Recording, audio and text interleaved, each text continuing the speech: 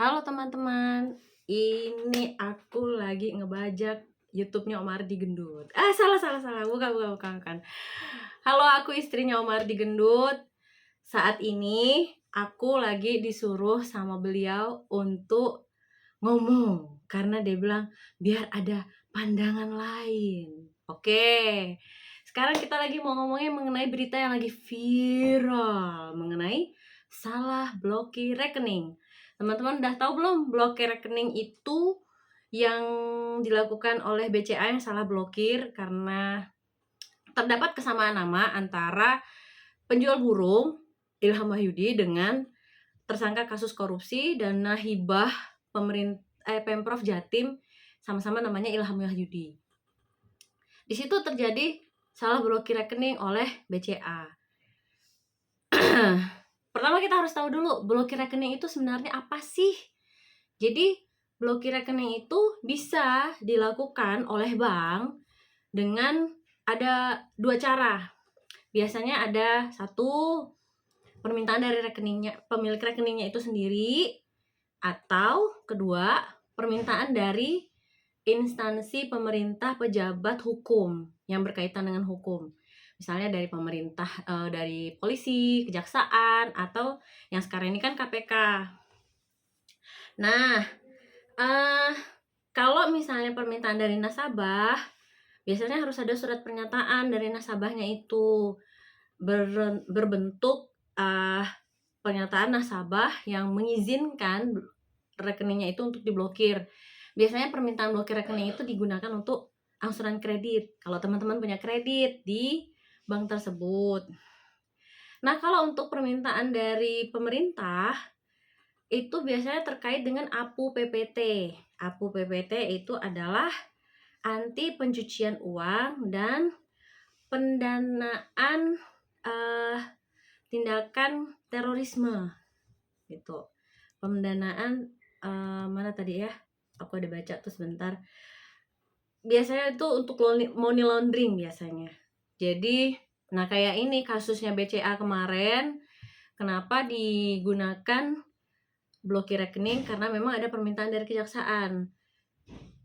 Permintaan blokir rekening yang dilakukan oleh kejaksaan itu harus menyertai data lengkap.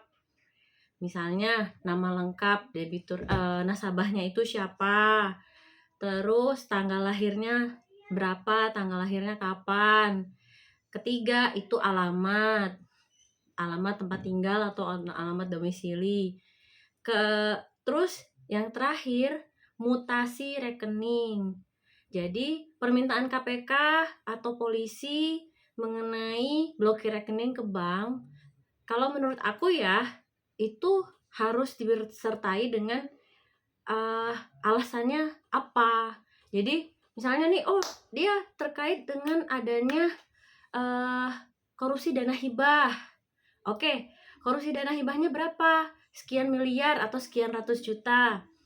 Berarti nanti kan bank sebelum melakukan blokir rekening, mereka bisa lihat cek mutasi rekeningnya, betul atau tidak ada transaksi mencurigakan seperti yang diminta oleh kepolisian, kejaksaan, atau KPK gitu. Jadi memang blokir rekening itu nggak main-main dan nggak sembarangan gitu. Nggak. Jadi misalnya kadang-kadang teman-teman nih ada yang nih, Ibu maaf saya kemarin salah transfer. Transfernya pakai apa? Pakai ATM. Oh, ATM. Atau misalnya pakai mobile banking. Nah, terus si nasabahnya ini minta supaya rekening yang dituju yang salah transfernya itu minta diblokir dong Bu. Itu nggak bisa, bank nggak bisa ngelakuin. Karena apa?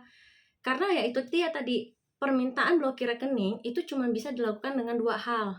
Atas permintaan pemilik rekening, atau kedua, ada indikasi mencurigakan dari aksi pencucian uang atau tindak pendanaan korupsi itu. Jadi korupsi atau terorisme. Jadi teman-teman nggak bisa sembarangan ketika datang ke bank salah transfer, aduh minta diblokir, nggak bisa gitu. Karena apa? Karena memang transfernya itu gini deh, teman-teman punya kartu ATM kan? Di belakang kartu ATM teman-teman itu ada authorized signature. Jadi authorized signature itu teman-teman tuh dibilang kenapa harus ditandatangani. Karena ketika teman-teman menandatangani kartu ATM itu atau kartu kredit teman-teman yang ada authorized signature-nya itu, teman-teman menyatakan bahwa segala transaksi yang teman-teman lakukan melalui kartu ATM ataupun mobile banking, yang artinya transaksi yang teman-teman lakukan sendiri tanpa melibatkan pihak bank, itu adalah tanggung jawab kita sendiri gitu. Bahkan saya sendiri pun juga sama. Kalau misalnya mau transfer di ATM harus dilihat dulu, betul nggak nih? Oh, namanya Ardi. Oh, betul. Nomor rekeningnya ini. Betul. Bahkan salah nomor rekening, salah satu salah satu angka aja itu bisa bikin salah transfer. Makanya ketika kita mau transfer, itu harus dicek dulu nomor rekeningnya betul atau enggak, penerimanya itu betul atau enggak. Gitu. Kalau misalnya teman-teman nggak dua hal itu, cross checknya itu udah nggak benar, berarti jangan lakukan transfer gitu. Kan banyak nih yang aku temuin di kantor, biasanya datang ke kantor minta diblokirin rekeningnya. Karena apa? Salah transfer. Nah itu kita nggak bisa, dari banknya memang bukannya, kadang sampai dibilang gini sama nasabah, wah banknya nggak ada rasa manusiawi. Ya memang itu di luar dari etikanya bank itu sendiri, bahwa memblokir rekening seseorang itu tidak bisa sembarangan gitu. Kalau misalnya teman-teman nih, oh kita blokir rekening karena rekening ini nih kemarin aku transfer, terus dia ternyata nipunya apa? Nipu dari segi aku udah transfer buat beli barang terus nggak dikirim. Berarti kan itu penipuan pembelanjaan online dong. Nah, jadi yang bisa dilakukan teman-teman apa? Pergi ke kantor polisi, bikin laporan polisi. Nanti biar polisi yang datang ke bank untuk minta supaya rekeningnya itu diblokir, rekening si penerima transfernya itu. Kalau dari aku sih sarannya kayak gitu aja.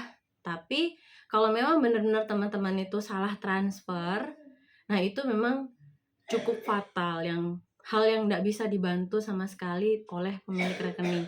Atau kadang misalnya nih pernah ada kejadian, ada nasabah datang ke kantor minta diblokirin rekeningnya karena apa? 2 kali transfer. Jadi transfernya double. Ibu, saya minta ditransfernya, yang saya itu cuma 1 kali harusnya. Jadi yang 1 kali lagi saya minta dibatalkan. Datang ke kantor. Terus saya juga, yang bisa saya kasih saran adalah, ibu kenal pemilik rekeningnya. Ketika ibu transfer, ibu kenal pemilik rekeningnya, ibu sudah koordinasi bahwa aku udah transfer loh gitu. Sudah gitu. Terus ternyata aku transfernya double. Ya mau gimana lagi, berarti sebaiknya Mbak menghubungi atau Masnya menghubungi si penerima transfer yang memang kita kenal ya. Misalnya aku transfer ke si Ardi nih, terus transfernya double. Yang balikin. Apaan sih? Paling ini kayak gitu. Balikin, aku transfernya double. Oh ya udah gitu. Dibalikin gitu.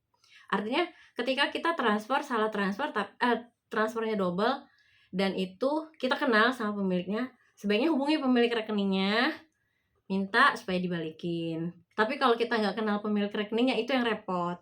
Makanya saran aku, sebelum melakukan transfer, melakukan segala macam transaksi di bank menggunakan kartu ATM atau menggunakan mobile banking, itu teman-teman sebaiknya dicek betul-betul nama dan nomor rekeningnya.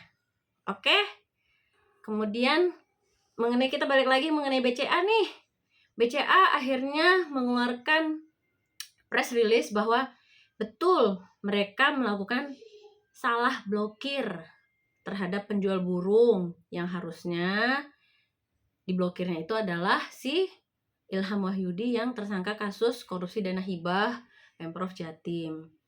Kalau banknya yang salah transfer, berarti banknya harus mengeluarkan permintaan maaf, klarifikasi. Jadi biar semuanya clear.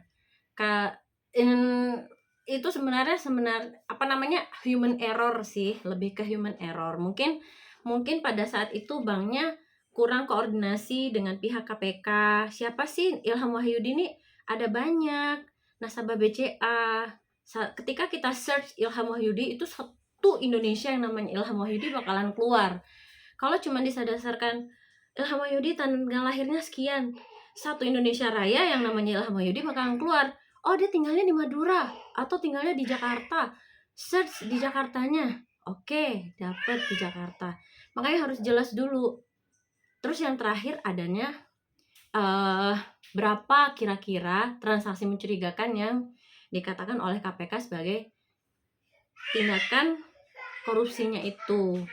Kira-kira sepertinya ada di atas transaksi di atas 3 miliar gitu. Berarti nanti kan tinggal banknya cek mutasi dulu.